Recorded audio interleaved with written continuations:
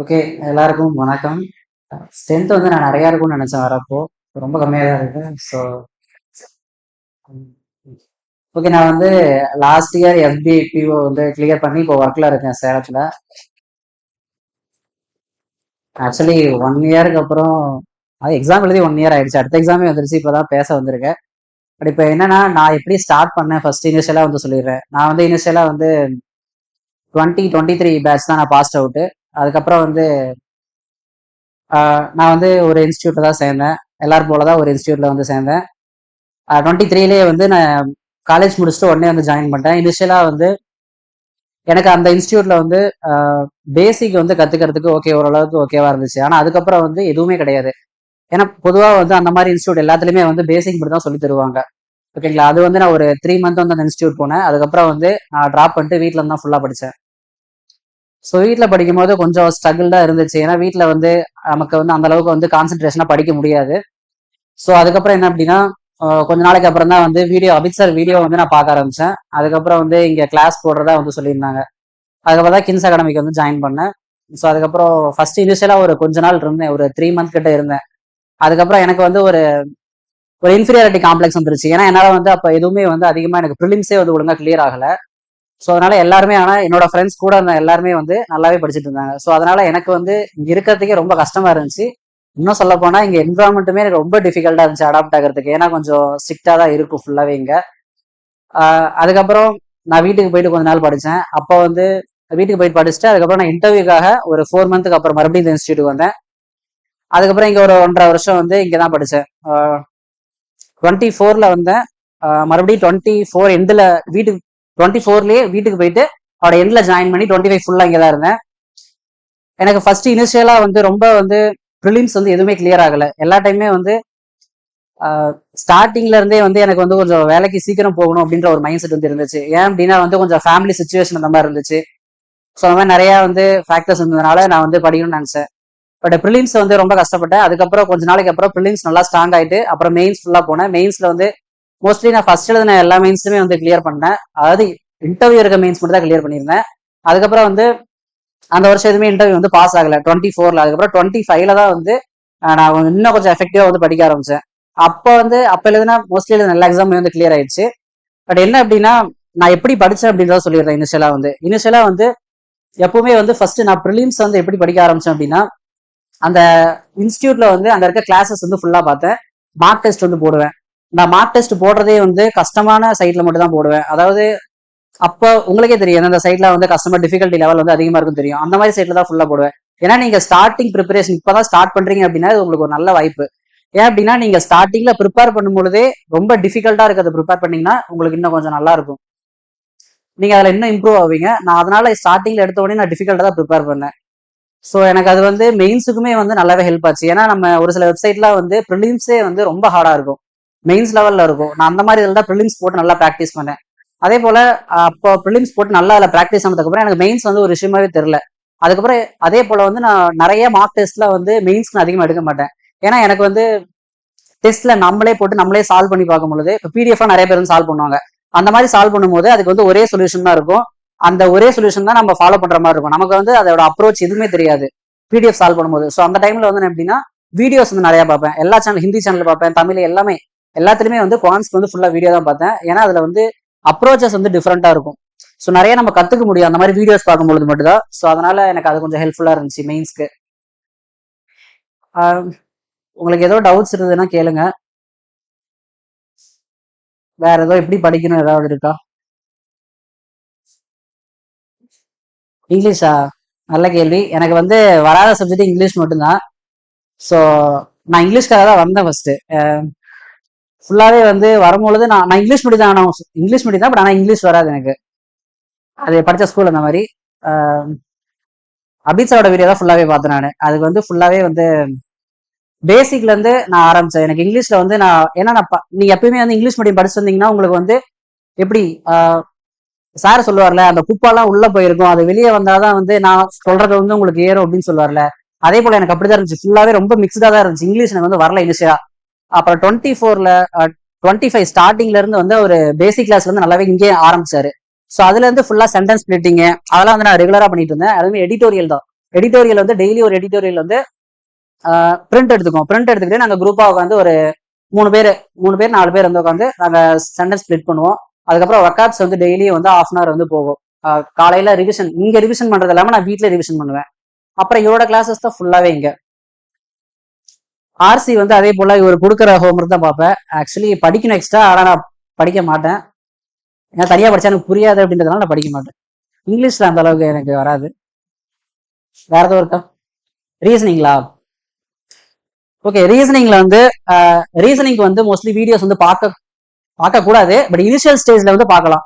நீங்க கான்செப்ட் கத்துக்கிற வரைக்கும் தான் வந்து நீங்க வீடியோஸ் அதெல்லாம் ரீசனிங் பொறுத்த அளவுக்கு கான்செப்ட் கத்துக்கிற வரைக்கும் தான் பார்க்கணும். அதுக்கப்புறம் ஃபுல்லாவே நீங்க ரீசனிங்ல வந்து டெஸ்ட் எந்த அளவுக்கு அதிகமா எடுக்கிறீங்களோ அந்த அளவுக்கு மட்டும்தான் உங்களால இன்னும் கொஞ்சம் அதுல ஸ்பீட் இம்ப்ரூவ் ஆகும். அது எல்லாமே வந்து அதே போல இப்ப நம்ம டெஸ்ட் போட்டோம் அப்படின்னு வைங்களேன், நிறைய பேருக்கு வந்து ரொம்ப பதட்டமாகும். எனக்குலாம் ஸ்டார்டிங் ஸ்டேஜ்ல வந்து ப்ரிலிம்ஸ் டெஸ்ட்லாம் வந்து போட முடியாது. அது ரொம்ப அதே மாதிரி சின்ன சவுண்ட் எனக்கு வெளியே கேட்டாலும் நான் டெஸ்ட் போடும்போது என்னால அஃபெக்ட் ஆயிடும். டெஸ்ட்டே வந்து நாசமா போயிடும். ஸோ அந்த மாதிரி டைம்ல என்ன பண்ணும் அப்படின்னா, நான் டெஸ்ட் வந்து எப்பயுமே வந்து தனியாக தான் போடுவேன். அப்படி போடும்பொழுது நீங்க டைமிங் வந்து ஃபுல்லா நீங்க கம்ப்ளீட்டா மறந்துட்டீங்க அப்படின்னா அந்த பதட்டம் வந்து கம்ப்ளீட்டாவே குறைஞ்சிரும். எனக்கு ஸ்டார்டிங் ஒரு 1 year வந்து எனக்கு டைமிங் மண்டைக்குள்ள ஓடிக்கிட்டே இருக்கும். ஐயோ டைம் போதே. அதே போல சாய்ஸ் ஆஃப் கொஸ்டின் வந்து ரொம்ப ரொம்ப முக்கியம். நான் வந்து ஸ்டார்டிங் ஸ்டேஜஸ்ல வந்து கரெக்டா தப்பான கொஸ்டின் தான் எடுப்பேன். எப்பவுமே போய் பசில் தான் உட்காருவேன். ஆனா ரீசனிங்ல வந்து பசில் வந்து ஃபர்ஸ்ட் எடுக்கவே கூடாது. நான் வேணும்னே அது எனக்கு ஒரு ஈகோ, பசில் ஏன் வராம போயிடுமா அப்படின்னு சொல்லிட்டு நாங்க போய் பசில் தான் எடுப்பேன். ஸோ அந்த மாதிரி டைம்ல வந்து எனக்கு நல்லாவே எனக்கு first time RRB PO mains வந்து அதனால தான் போச்சு. ஃபர்ஸ்ட் ஒரு ½ hour அதுல வந்து 20 நிமிஷம் ஃபுல்லாவே நான் பசில் தான் எடுத்தேன். எனக்கு ஆனா எல்லாம் ஈஸியான பசில், எல்லாமே பார்க்க ஈஸியா இருக்கும். பட் ஆனா அந்த எக்ஸாமோட பதட்டத்துல வந்து எதுவுமே அங்க உங்களால பெர்ஃபார்ம் பண்ண முடியாது.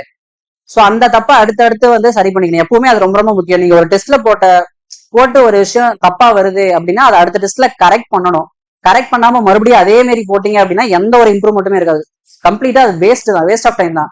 ஸோ அப்ப என்ன தப்பு பண்ண அப்படிங்கறத நான் வந்து பர்சனலா வந்து அனலைஸ் பண்ணேன். அதுல என்ன பண்ணேன் அப்படின்ட்டு அப்ப யோசிச்சு பார்க்கும்போது தான் ஃபர்ஸ்ட் ஒரு 20 minutes நான் வந்து மிஸ்லனியஸ் பக்கமே போகல. ஸோ அதுக்கப்புறம் தான் வந்து என்னோட வே ஆஃப் அப்ரோச் வந்து நான் மாத்த ஆரம்பிச்சேன். ஃபர்ஸ்ட் வந்து முதல்ல வந்து நம்ம மைண்டுக்கு வந்து இந்த எக்ஸாம் வந்து ஈஸி தான் அப்படின்னு நம்ம மைண்டை வந்து நம்ம பழக்கப்படுத்தணும். ஓகேங்களா? அதுக்கு வந்து பதட்டமாகாம டக்குன்னு உங்களுக்கு ஸ்கோர் வர மாதிரி இருக்க ஒரு 4-5 கொஸ்டின் ஃபர்ஸ்ட் இனிஷியலா வந்து அதை போட்டணும். அதை போட்டாலே உங்களுக்கு வந்து மைண்ட் வந்து காம் ஆயிடும். ஏன்னா ஃபர்ஸ்ட் ஒரு 2 நிமிஷத்துல வந்து சீக்கிரம் நீங்க ஒரு 5 marks அப்படி போட்டீங்க அப்படின்னா உங்களுக்கு நல்லாவே வந்து ஸ்பீட் இம்ப்ரூவ் ஆகும். அடுத்து கான்ஃபிடன்ஸ் லெவல் வந்து அதிகமாகும். ஸோ ரீசனிங்ல வந்து அந்த மாதிரி எக்ஸாம் பதட்டம் எல்லாம் போடலாம். ரீசனிங் நீங்க படிக்கிறது பாத்தீங்க அப்படின்னா இனிஷியலா வந்து எல்லாத்துக்குமே தெரியும் ரீசனிங் வீடியோஸ் எங்க பார்க்கணும் அப்படின்னு சொல்லிட்டு. இப்போ வந்து அபித் சார் சேனல்ல வந்து இவரு போடுறாரு, சிமியூன் வந்து போட்டுட்டு இருக்காருன்னு நினைக்கிறேன். அவர் வந்து சூப்பரா எடுப்பாரு. மெயின்ஸ்க்கு அவரோட அப்ரோச் வந்து நல்லா இருக்கும். நான் வந்து மெயின்ஸ்க்கு அவருக்கு கிளாஸ் எடுக்கும்போது நான் இங்க தான் இருந்தேன். ஸோ அவர் வந்து ரீசனிங் அந்த மாதிரி வீடியோஸ் வந்து இனிஷியலா உங்களுக்கு கான்செப்ட் தெரியாத போது வீடியோஸ் பாருங்க. அதுக்கப்புறம் ஃபுல்லாவே டெஸ்ட் மட்டும் எடுங்க. ரீசனிங் மோஸ்ட்லி எதுக்குமே வந்து பிடிஎஃப் சால்வ் பண்ணாதீங்க. ஏன்னா அதுல வந்து டைமிங் இல்லை அப்படின்றதுனால உங்களுக்கு உங்களோட ஃபுல் எஃபிஷியன்சி வந்து பிடிஎஃப்ல வராது. ஸோ அந்த மாதிரி டைமிங் வச்சு ஃபுல்லாவே பாருங்க.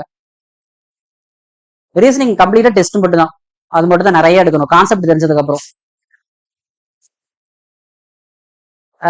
கரெக்டா சொல்றேன்னா 2 வருஷம் நான் படிச்சேன். 2023 ஸ்டார்ட் பண்ணி 25 ஆஃப்ல வந்து கரெக்டா எக்ஸாம் முடிஞ்சிச்சு. ஃபைனலா தான் ரிசல்ட் வந்துச்சு. அதே போல குவான்ஸ்க்கு வந்து எனக்கு ஸ்ட்ராங்கான சப்ஜெக்ட் பாத்தீங்க அப்படின்னா ரீசனிங், குவான்ஸ் நல்லாவே வரும். அதே போல கரண்ட் அஃபேர்ஸ் வரும். எனக்கு வராது, இங்கிலீஷ் மட்டும் தான் வராது. ஸோ அதே போல இன்னொன்னு என்ன அப்படின்னா எப்பவுமே ஒரு டெஸ்ட் போட்டு உங்களுக்கு ஒரு மார்க் வந்துருச்சு அப்படின்னா சாட்டிஸ்ஃபையே ஆகாதீங்க. நானா எவ்வளவு மார்க் 98% வந்தாலும் நான் சாட்டிஸ்ஃபை ஆக மாட்டேன். அந்த 2% எங்க போச்சு அப்படின்னு தான் நான் தேடுவேன். ஸோ அதனால எப்பவுமே சாட்டிஸ்பாக்சன் மட்டும் இருக்கவே கூடாது. நான் எந்த எக்ஸாம் நல்லா பண்ணிட்டு வந்தாலுமே அதுல வந்து நான் குறைதான் சொல்லுவேன். நல்லா புலம்புவேன். எக்கச்சக்கமா என் பக்கத்துல எவனுமே உட்கார மாட்டாங்க எக்ஸாம் முடிச்சிட்டோங்க அப்படின்னா. அந்த அளவுக்கு புலம்புவேன். ஸோ அதனால சாட்டிஸ்ஃபை மட்டும் என்னைக்குமே ஆயிடக்கூடாது. கொஸ்டின் ஈஸியா இருக்கு, நம்ம நல்லா போட்டோம், பரவாயில்ல இது கிளியர் ஆயிடும் அப்படின்னு மட்டும் இருக்கவே கூடாது. அடுத்து என்னன்னா நீங்க ப்ரிலிம்ஸ்ல வந்து இப்போதைக்கு ஒரு 70% வந்தா போதும், நம்ம பாஸ் ஆயிடுவோம், அடுத்து மெயின்ஸ் படிக்க ஆரம்பிச்சிடலாம் அப்படிங்கறது என்னை பொறுத்தளவுக்கு ஒரு தப்பான ஆட்டிடியூட். ஏன்னா அப்படின்னா நீங்க இனிஷியல் ஸ்டேஜ்ல இப்ப இருக்கீங்க அப்படின்னா ப்ரிலிம்ஸ்ல நல்லா 95 மேல 95, 98 அந்த மாதிரிலாம் பெர்சன்டேஜ் உங்களுக்கு வந்துருச்சு அப்படின்னா நீங்க மெயின்ஸ் ஆட்டோமேட்டிக்கா உங்களுக்கு வரும். அந்த ஸ்பீட் அப்படியே கேரி ஆகும். உங்க கால்குலேஷன் ஸ்பீடு பிளஸ் ஏன்னா அதான் பேசிக். ப்ரிலிம்ஸ் தான் வந்து உங்களுக்கு ஃபுல்லா பேசிக். ஸோ அதுல உங்களுக்கு ஒரு 98% மேல எப்ப போட்டாலும் வரணும். அப்படி இருந்துச்சு அப்படின்னா மெயின்ஸ் ஆட்டோமேட்டிக்கா வரும். அதுல வந்து இன்னும் கொஞ்சம் டிஃபிகல்ட் அதிகமா இருக்கும். பட் ஆனா ஈஸியா பண்ண முடியும். டெஸ்ட் எடுக்கும்போது உங்களுக்கு ஆட்டோமேட்டிக்கா உங்களுக்கு அந்த டிஃபரன்ஸ் வந்து தெரியும். ஸோ அதனால ப்ரிலிம்ஸ்ல நீங்க இப்பதான் படிக்க ஆரம்பிச்சிருக்கீங்கன்னா நல்லா ப்ரிலிம்ஸ் வந்து ஏத்துங்க. அதுக்கு நல்ல கஷ்டமான வெப்சைட்ல வந்து டெஸ்ட் போடுங்க ஃபர்ஸ்ட். ஈஸியா போட்டீங்கன்னா அது அது வேஸ்ட் ஆஃப் டைம். அது வேற எதுவும் இருக்கா?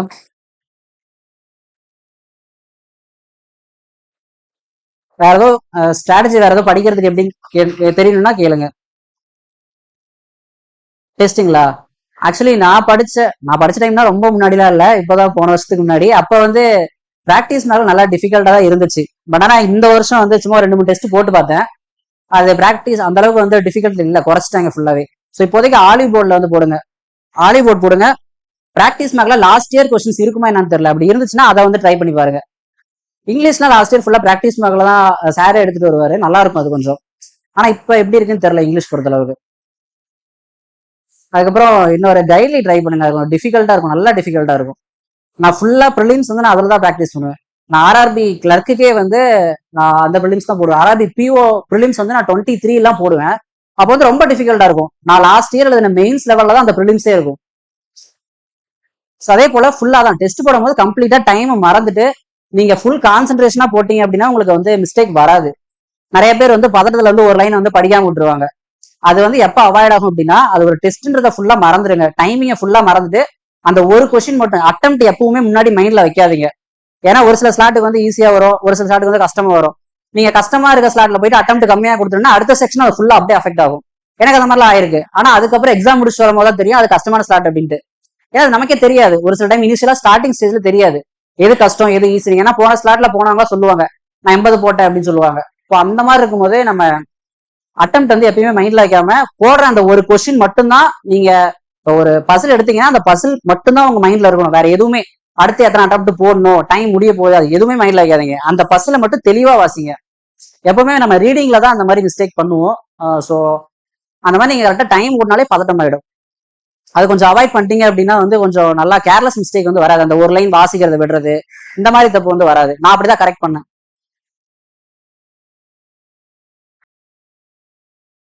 ஆக்சுவலி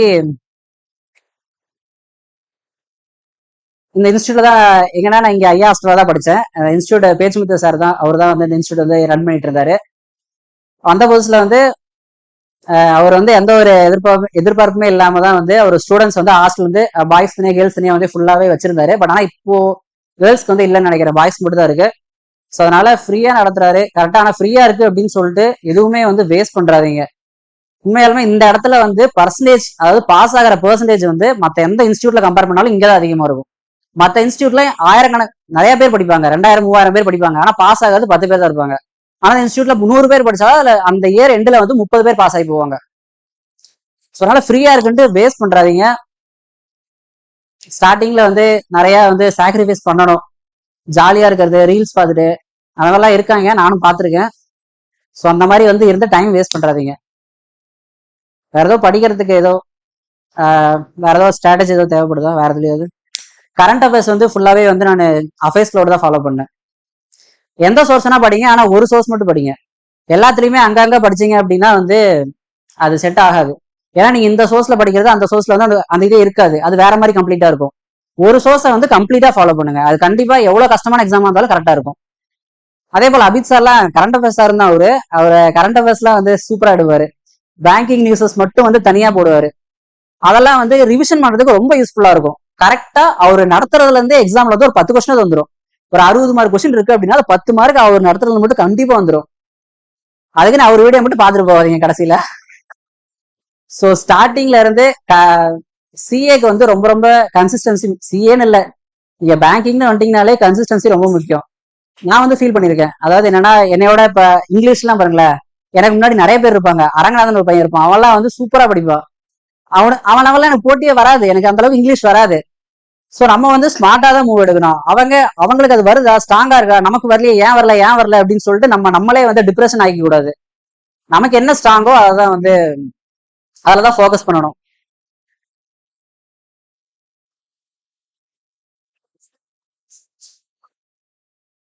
ஆக்சுவலி மார்க்ல எனக்கு ஞாபகம் இல்லை. ஆக்சுவலி அதாவது ஆவரேஜ் தான், சுத்தமா வராமலாம் கிடையாது. எனக்கு இங்கிலீஷ் வரும் ஓரளவுக்கு, இங்க வந்துதான் வரும். அந்த மார்க்குமே எனக்கு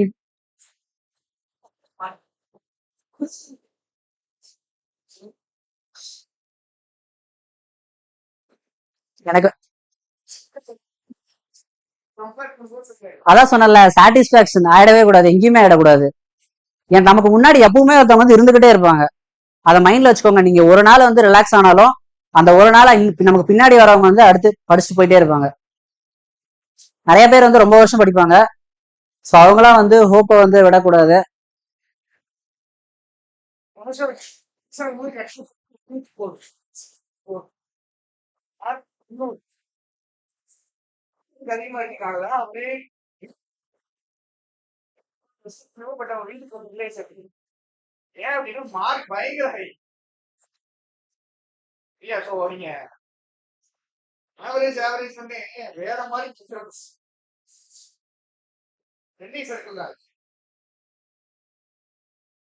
ஏதோ டவுட்ஸ் இருக்க எப்படி படிக்கணும் அப்படின்ட்டு?